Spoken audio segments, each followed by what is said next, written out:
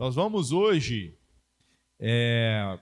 meditar sobre algo muito importante, uma reflexão sobre a ação, a atitude e a atitude que gera uma ação, né?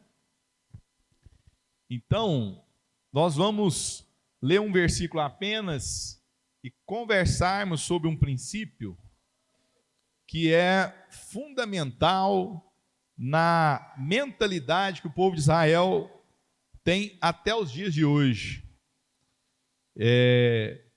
A nação que virou nação, né, depois perseguida, espalhada, hoje nação de novo. Há um questionamento universal, como que um povo, né, tão perseguido por séculos, milênios, né, ainda existe sobre a terra, né, e ainda tem uma cultura milenar, né, uma palavra sobre eles que até hoje permanece. E como que um povo tão pequeno, num país, num lugar, né, que vem de uma região tão sem estrutura, até hoje é uma das nações mais poderosas da terra, e um povo, né, um povo de uma origem do homem da fé Abraão, né? Como que esse povo é tão influente no mundo até hoje? Então, eu acredito, das muitas questões que estão na origem disso, estão na base disso, tem uma forma de ver a vida, que está nesse texto de Êxodo 24:7, quando Moisés tomou o livro da aliança e o leu ao povo. E eles disseram: tudo o que falou o Senhor, faremos e obedeceremos. Veja bem, no original desse texto, está lá na CV Nishma, que melhor traduzido seria: tudo o que Deus disser, ou tudo que disser Deus, faremos e ouviremos. Mas como é contraditório faremos e ouviremos, as pessoas traduzem da forma que elas conseguem interpretar. Porque normalmente a gente pensaria assim: ouviremos e então faremos. Mas o que está lá é: faremos e depois ouviremos. Importante isso. Então, esse texto está nos dizendo que primeiro eles estavam dispostos a fazer para depois entender. Eles não estavam dizendo assim: nós vamos pesquisar, estudar, avaliar, e quando a gente entender, então a gente faz. Não, o compromisso era outro. A gente se compromete a fazer, e à medida que a gente faz, a gente vai entendendo, à medida que a gente faz, a gente vai compreendendo. A gente ouve depois que fizer. Poderoso isso, né? Então, na dinâmica do povo de Israel, até hoje, entre os judeus, essa estrutura mental foi e é determinante, tanto para a sobrevivência desse povo durante milênios, quanto para o sucesso de um grupo que é mundialmente influente.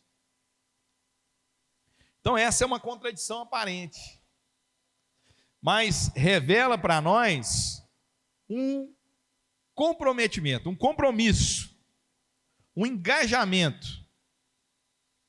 E esse engajamento com a pessoa de Deus, com aquele que fez milagres, que operou em favor daquelas pessoas, é tão poderoso essa disposição que os antigos pensadores judeus acreditavam que nesse momento os homens acessaram a mesma compreensão, a mesma honra e compreensão dos anjos.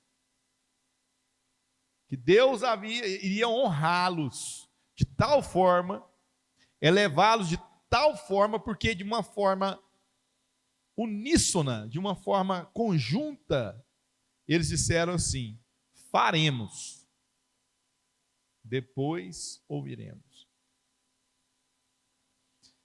Irmãos, existe uma dinâmica de conhecimento que a gente vai chamar aqui de oculto, ou de mistério, algo que ainda não foi revelado. Toda a jornada humana é uma jornada de adentrar espaços que ainda estão ocultos a eles. Então, à medida do desenvolvimento, à medida do crescimento humano, os seres humanos vão manifestando conhecimentos e aprendizagens novas. Eu acredito, e eu vou assim, achar que o Platão, ali ainda um filósofo, né, que falava que havia um mundo das ideias, e que na verdade a gente estava acessando essas ideias que já existem. Eu acredito que é assim mesmo, né? A gente pode não chamar de mundo das ideias, mas eu acredito que Deus já, quando ordenou a criação, Ele ordenou toda a ciência da criação. Por quê? Porque tudo isso já é. A gente descobre as leis da física, mas as leis já estavam. Entende? A gente discerne o que faz algo voar, o que faz algo transmitir, mas a gente discerne algo que já existe, amém ou não? Então, atualmente se fala muito das técnicas de venda, né? de conquista de clientes, de marketing. E isso é o quê? É um discernimento da forma de ser humana. E quem criou essa forma de ser humana? Quem criou esse humano com o cérebro plástico, em pleno desenvolvimento? O próprio Deus. Então, eu acredito que nós vamos acessando aspectos ainda invisíveis para nós, amém ou não?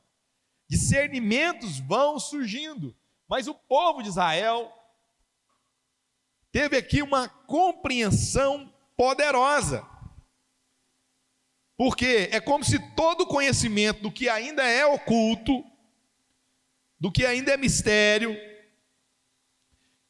de processos que ainda não temos referência, que ainda não são conhecidos, vem quando a ação está na frente.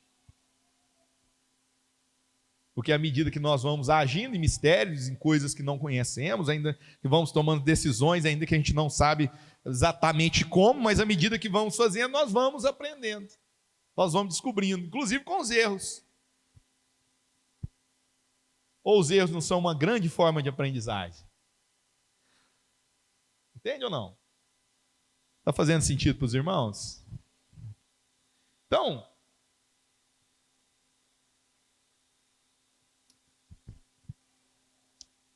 nós estamos num tempo em que muito se fala sobre se compreender primeiro para depois tomar atitudes, para depois termos comportamentos. E essa é uma dinâmica de conhecimento, sim, essa é uma dinâmica importante, sim, mas o que acontece é que quando estamos nessa dinâmica de pensar, avaliar, ver primeiro, como se fosse assim, ouviremos e depois faremos, né? Como se fosse essa lógica comum. E essa lógica comum é importante, mas não é empreendedora, entende ou não? Ela não é inovadora. Ela é o conhecimento que está lá e é importante. É sábio você avaliar as circunstâncias, é sábio. Mas muitas vezes nós precisamos ir avante, ir além. Muitas vezes nós precisamos pisar sobre águas com fé que nós vamos ficar firmes ali. E tem movimentos na nossa vida que a gente precisa se movimentar para que discernimentos aconteçam. Tem um autor russo, Leontiev, que ele é um psicólogo russo, ele é um pensador sobre pessoas, né, sobre seres humanos, sobre a subjetividade. e ele pensou uma teoria que ele chama de teoria da atividade. Ele faz uma relação muito profunda da atividade e necessidade, necessidade e atividade. Como se as necessidades geram atividade. Como que foi o desenvolvimento humano? Necessidades foram surgindo. As necessidades foram surgindo e as atividades foram sendo geradas pela necessidade, impulsionadas pela necessidade. Amém ou não? Então, tem uma necessidade e precisa responder aquilo com ação. E é nessa atividade que nós vamos recebendo novas necessidades. Então, a atividade gera necessidade, a necessidade gera atividade. Entende ou não? Porque se eu vou agindo e atuando, necessidades eu vou descobrindo. De repente, agora eu preciso de tal coisa, agora eu preciso de outra coisa. E à medida que a necessidade vem, novas atividades. Então a ação, ela produz ampliação do conhecimento, da reflexão, né? Então a ação é o fazer, a prática é fundamental para se alcançar a materialização de realidades invisíveis ou ocultas ao conhecimento.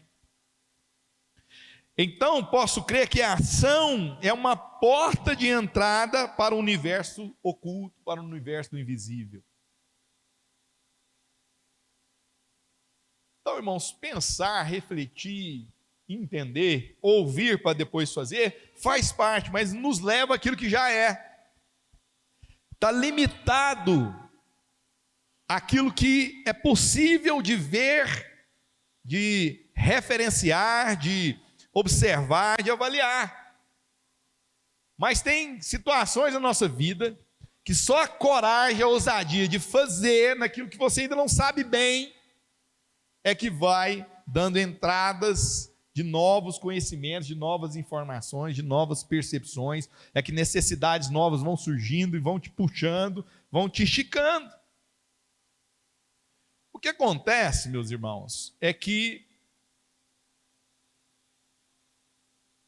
nós vivemos uma cultura da crítica. Muito forte essa cultura da crítica. Hoje, talvez, as redes sociais demonstraram esse aspecto de forma mais poderosa e acabaram demonstrando e retroalimentando esse aspecto dentro de nós. Sim ou não? Então, as redes sociais não inauguraram potencial de crítica humana, mas, à medida que elas destacaram isso, elas reforçaram também.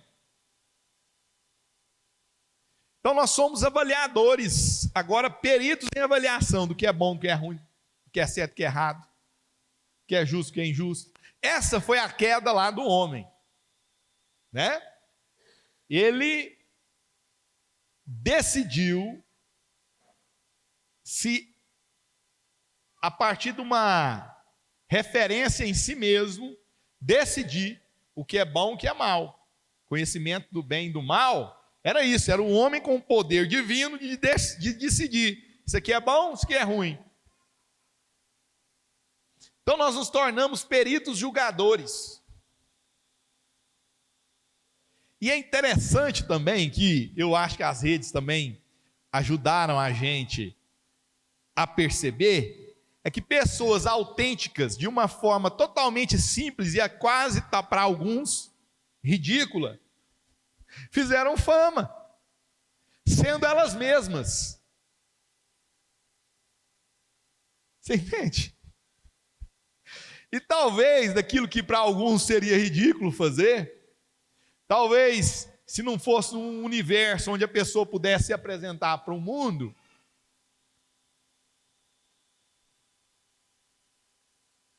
talvez se essas pessoas estivessem numa dinâmica social e não se apresentando um pouco ocultas da avaliação humana, né?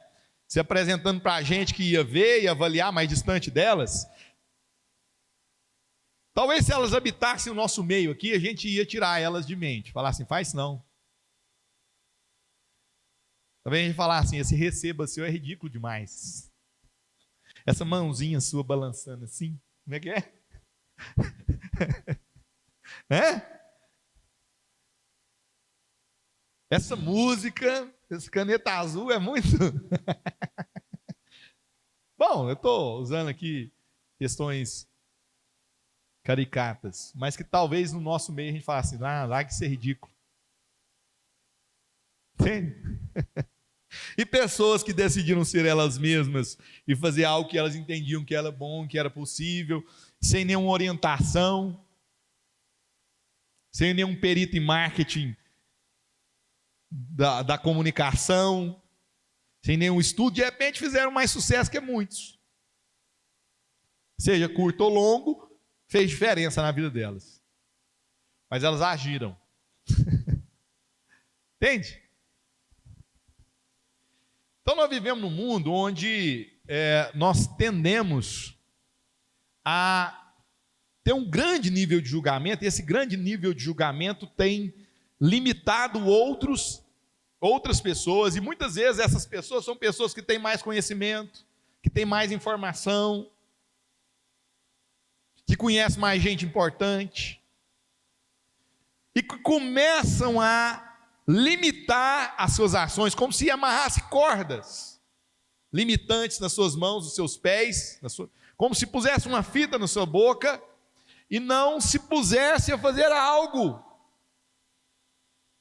na vida que pudesse movimentar a sua vida, e de repente ao movimentar, encontrar caminhos ideais, caminhos que não estão dentro do escopo das suas referências, dos seus aprendizados, mas que tendo coragem ele poderia aprender. Nós estamos num tempo em que nós aprendemos que a universidade, depois a especialização, depois o mestrado, depois o doutorado, aí nós vamos para o mercado. Nós temos jovens de 45 anos entrando no mercado, depois de estudar 1, 2, 3, 4, agora eu estou preparado. Aí ele não sabe porque gente que não estava preparado, e muito antes de preparado começou algo, e deu tão certo. Entende? Então, meus queridos irmãos, nós precisamos avaliar que só vamos liberar discernimento na nossa vida, penetrando dimensões desconhecidas, se nós tivermos ousadia e coragem. Martin Buber, ele é um filósofo judeu, né? Já que a gente está falando de uma mentalidade judaica. E ele é um pensador. Eu gosto muito de um livro que ele tem, chama Eu, Tu, né? Que é um livro que para nós, da área de psicologia, foi muito importante, e para muitas outras áreas do pensamento humano. Mas ele vai dizer o seguinte, que todo discernimento real nos gera níveis de compromisso. Então, à medida que eu conheci algo importante, eu entendi, compreendi, né? Eu ouvi primeiro, depois eu posso fazer. Ele está, ao contrário do texto bíblico, ele está dizendo o seguinte: todo nível de conhecimento real vai fazer você ter algum compromisso. Ok? Então, é verdade. Muitas vezes a gente entender sobre nação, igual hoje estamos discutindo muito sobre nação, economia, não é isso? Então você vai tendo um nível de discernimento real, você vai conseguindo ter compromissos. Mas ele também traduz essa outra dimensão para nós, dizendo que o contrário também é um elemento importante, que é qualquer forma de ação pode também promover discernimento. Então nós não estamos aqui dizendo que a primeira questão de discernir não seja extremamente importante e que nos ajude a certos compromissos, mas nós estamos dizendo aqui que a ação gera também discernimento. Entende? E esse é um aspecto que tem sido fragilizado nessa geração. Uma geração com medo de exposição. Uma geração com medo de ousadia, uma geração com medo de descobrir o novo. Nós fazemos o que todo mundo faz. E esse medo, esse temor do ridículo, do julgamento, está nos freando, está nos limitando. Nós precisamos ser curados sobre isso. Eu vou falar de mim também. Aqui eu não estou falando de vocês, eu estou falando para vocês uma reflexão comigo. Quantas coisas, às vezes, eu deixei, demorei, porque eu pensava assim, mas o que o Mateus vai pensar de mim? O que o Pedro vai pensar de mim? Será que o Pedro não vai achar que eu estou assim meio, como diz o Paulo Júnior, né, fumando uma maconha estragada? Amém ou não, irmãos? Vocês entendem isso? Vocês entendem quanto que nós, como pais, temos um desafio com os nossos filhos nessa questão?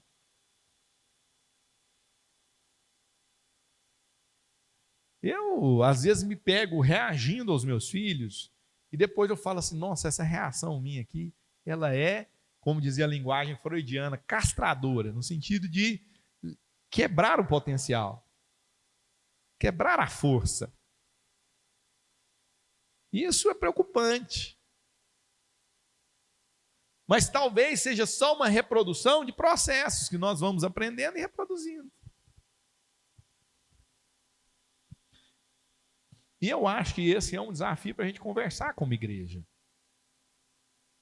Né? Se no nosso meio, o inusitado, diferente, correndo o risco real de não dar certo, mas com a possibilidade, não deu certo, vamos fazer agora, aprendi, não deu certo por isso, não, agora aprendi uma coisa nova, não, isso aqui deu certo. Então, meus irmãos, nós temos alguns aprendizados a fazer. Eu gosto muito daquele texto, 2 Reis 7, lá, quando aquela história interessante, quando o rei da Assíria cercou Samaria, e o profeta Eliseu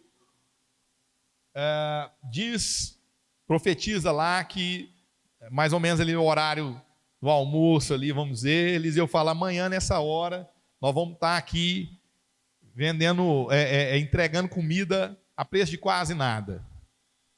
Isso ele falou porque Samaria estava cercada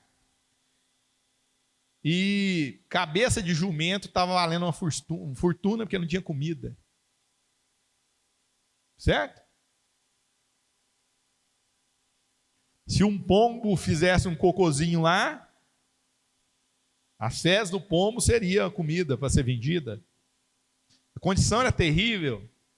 Quando o rei ouviu que uma mãe combinou com outra mãe de comer a criança. Nós vamos cozinhar meu filho, vamos comer. Depois nós vamos comer o seu. Aí na hora de comer o outro, a mãe do outro não deixou, a outra mãe foi desesperada a reclamar para o rei. O rei falou, que loucura que nós chegamos. E foi querendo brigar com Deus, porque a gente tem problema com Deus, mas a gente acha a pessoa que representa Deus para a gente brigar com ela. Foi brigar com o profeta falou, amanhã essa hora, comida vai ser um aspecto quase dado. O capitão da guarda falou, não tem jeito, impossível, nem se abrissem as comportas do céu.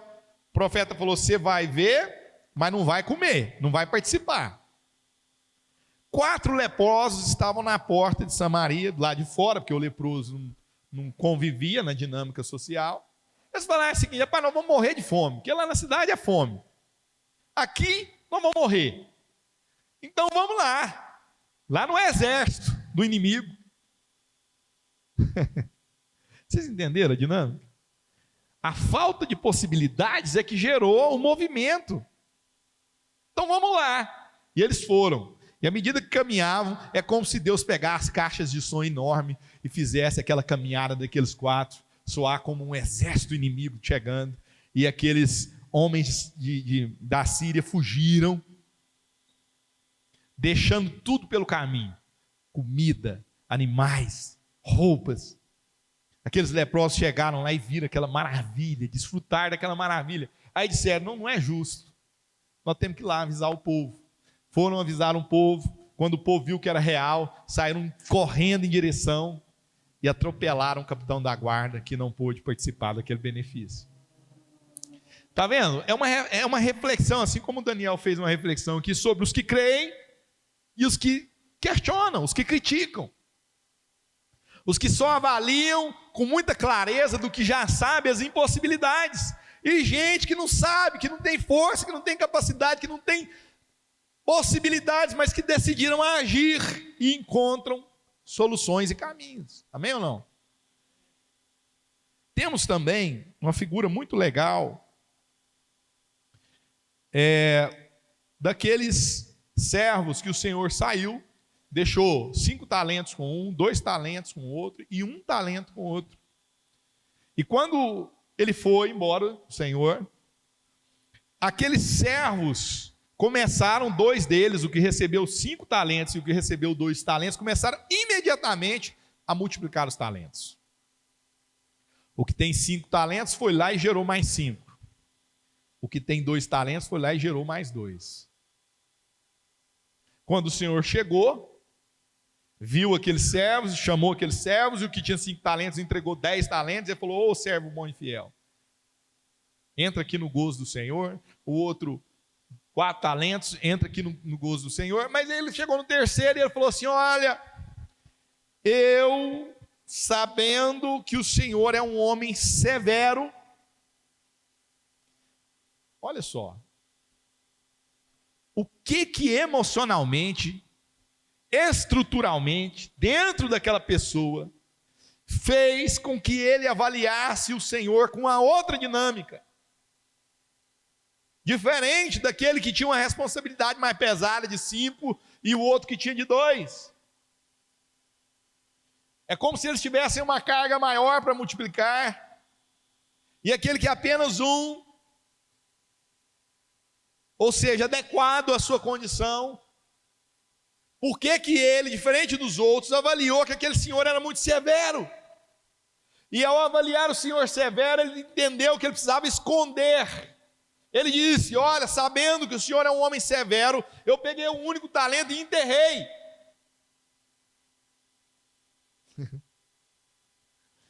Meus irmãos, será que nós não estamos enterrando processos de Deus na nossa vida?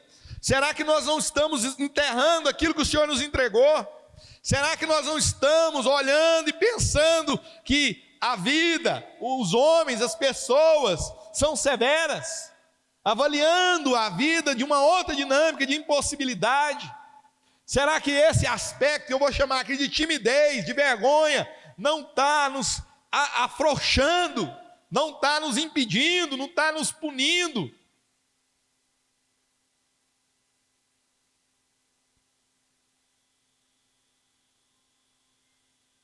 Será que não internalizamos o julgamento, a crítica dos nossos pais, daqueles que nos criaram, do contexto que vivemos, e não estamos internalizando a palavra de Deus? Não estamos dispostos a confiar em Deus, mesmo que eu ainda não compreendi, que eu possa dizer: Deus, eu farei, depois eu vou compreender.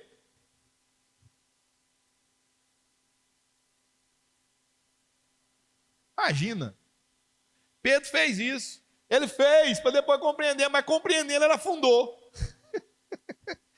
porque ele não avaliou a palavra, a mensagem, o que acontecia. Ele não avaliou o vem de Jesus, ele não avaliou a figura de Jesus, ele avaliou o quê? Rapaz, esse negócio aqui é perigoso, esse mar é severo. Entende?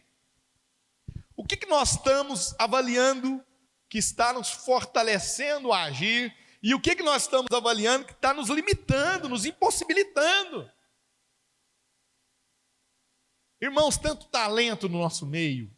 E eu não estou falando, irmãos, como se eu fosse a pessoa que sempre faz para depois ouvir, não. Quantas vezes eu avaliei como aquele servo, quantas vezes eu ainda avalio como aquele servo, mas em nome de Cristo Jesus, eu quero ser curado disso. Em nome de Cristo Jesus, eu quero cada vez mais ser corajoso e aprender na medida que expõe as possibilidades.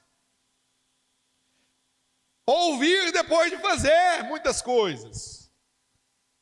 Porque aquilo que eu posso avaliar, é minha responsabilidade avaliar. Aquilo que eu posso discernir, é minha responsabilidade discernir. Está tudo certo.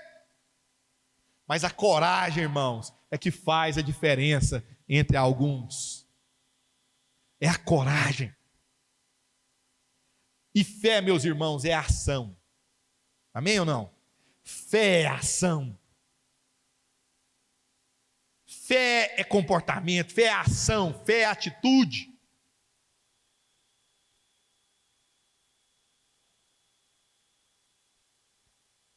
Vocês entendem? A fé é um convite à ação. E nós precisamos, então, meus irmãos, vencer isso. Tem uma outra figura, né? Antes de passar para outra figura, né? E ele fala assim, ó: sabendo que o Senhor é um homem severo, que colhe onde não plantou e junta onde não semeou. Olha a avaliação que ele fez daquele homem. Ele avaliou o potencial tão grande daquele homem, a ponto desse potencial tão grande limitar o potencial que ele tinha que fazer. Uma outra questão que nos paralisa chama comparação, meus irmãos. Comparação é uma maldição. Comparação é do diabo.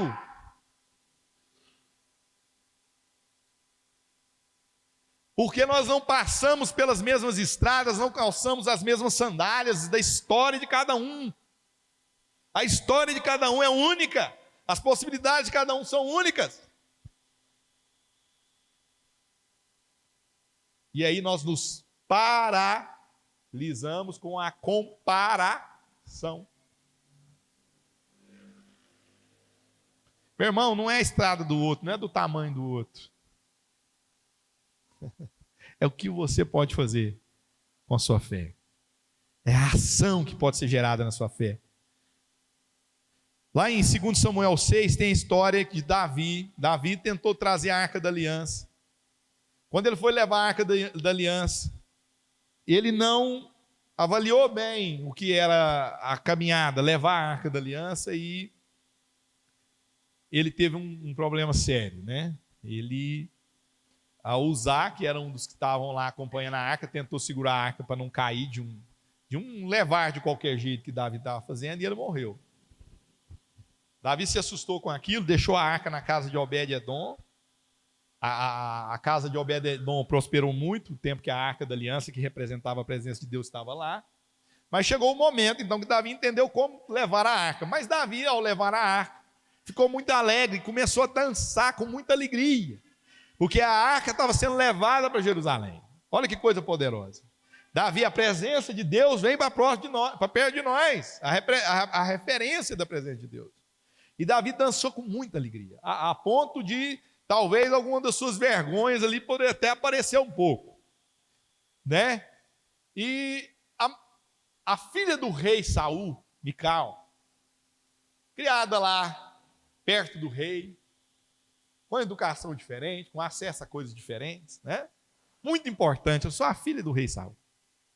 Ficou na janela observando o marido, que agora era o rei, que de alegria e de entusiasmo, né, se lançava a dançar, sem lembrar que ele era rei ou qualquer coisa. Ele só queria se alegrar, ele só queria manifestar a gratidão e a alegria da presença de Deus no meio do povo. O que acontece é que Mical começou a julgar o rei, e ela desprezou no coração o rei. Ela fez uma avaliação do rei, e depois ela falou para ele. Diz a palavra de Deus que Deus amaldiçoou Mical, ela nunca teve filhos. Sabe, meu irmão, a crítica, a condenação limita os frutos. Cã, filho de Noé, julgou seu pai, que estava nu e bêbado, que era uma autoridade espiritual. E ele ficou lá na condenação, no julgamento, na zombaria. Ele nunca pôde prosperar na sua vida. O filho dele, né, o Canaã, a geração de Cã nunca prosperou. Sabe por quê, meus irmãos? A crítica é uma maldição.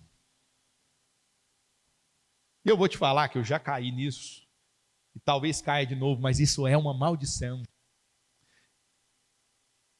Quando a gente fica na zombaria, quando a gente não consegue, é claro que o termo crítica, existe muitas possibilidades, né? Tem uma crítica positiva, tem uma crítica que instrui, que orienta, mas normalmente esse desprezar no coração, essa avaliação que nós vamos fazendo uns dos outros, isso vai criando um espírito de infertilidade no nosso meio.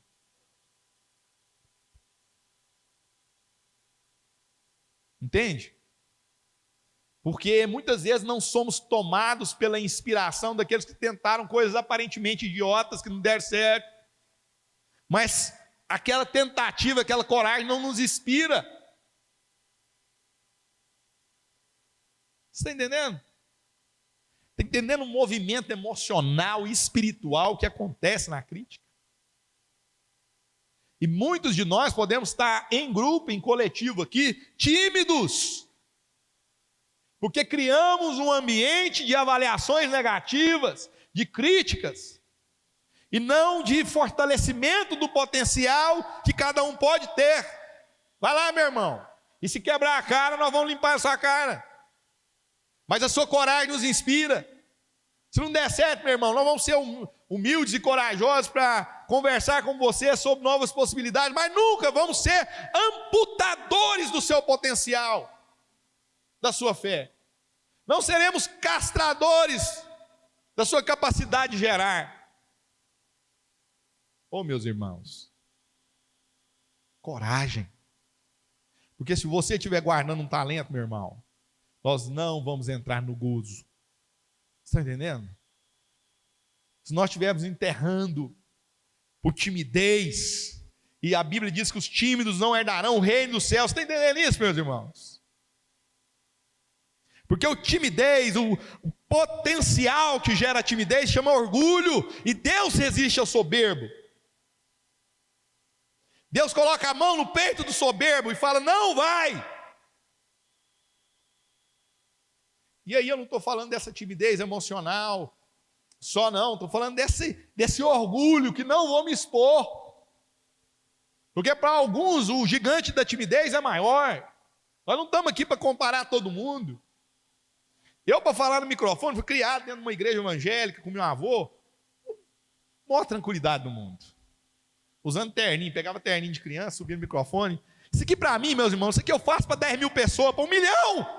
Mas tem coisas que vão me expor a avaliação, que aí o meu orgulho sobe.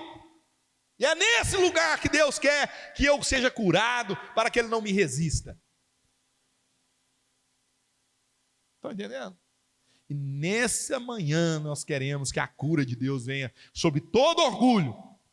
Que Deus confronte a nossa vida hoje, para que você não pegue nem um minuto do seu potencial e guarde ele, mas que você se exponha e corra riscos, e à medida que você se expor aquilo que você ainda não sabe, você possa ouvir, para que você diga, Senhor, faremos, e depois ouviremos, Senhor, faremos segundo a sua vontade, faremos segundo a tua palavra, faremos sobre aquilo que o Senhor colocou dentro de mim, e depois ouviremos, porque à medida que eu faço, eu compreendo. Amém, meus irmãos? Essa é a palavra dessa manhã.